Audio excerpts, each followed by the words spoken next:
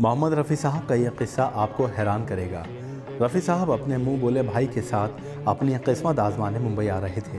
रफ़ी साहब शुरू से ही कितने प्रोफेशनल थे, इसका अंदाज़ा इसी बात से लगाया जा सकता है कि वो गायकी की पूरी ट्रेनिंग और पूरी तैयारी से मुंबई आना चाहते थे। इसी तैयारी की एक कड़ी ये भी थी कि रफ़ी साहब के भाई हमीद साहब रफ़ी साहब को मुंबई ले जाने से पहले एक शख्स के साथ लखनऊ पहुंचे थे, नौशाद साहब के वालिद से मिलने। वहां उन्होंने नौशाद साहब के नाम एक सिफारशी ख़त लिखवाया जिसमें लिखा था, ये बच्चा बहुत अच्छा गाता है, इसे देख लेना।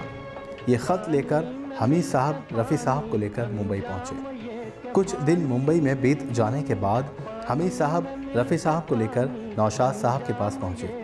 उन्होंने नौशाद साहब को जब वो ख़त दिया तो नौशाद साहब बोले, तुम तो ऐसी सिफारिश लाए हो कि मैं मना भी नहीं कर सकता।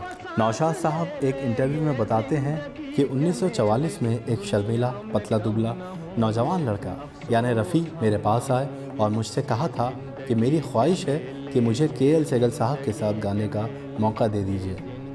नौशाद साहब ने रफ़ी साहब से कुछ सुनाने को कहा।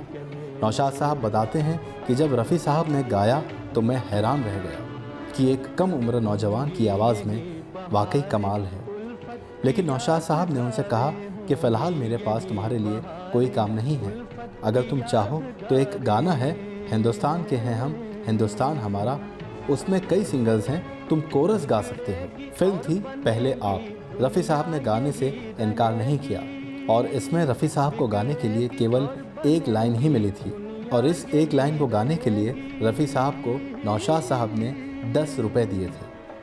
नौशाद साहब बताते हैं कि कुछ दिन बाद इसी गाने के सभी सिंगर्स को नौशाद साहब एक होटल में बुला रहे थे। उन्होंने रफ़ी साहब से भी कहा तो रफ़ी साहब बोले, मेरे पास आने के लिए बस का किराया नहीं है। तब नौशाद साहब ने उन्हें किराया दिया था।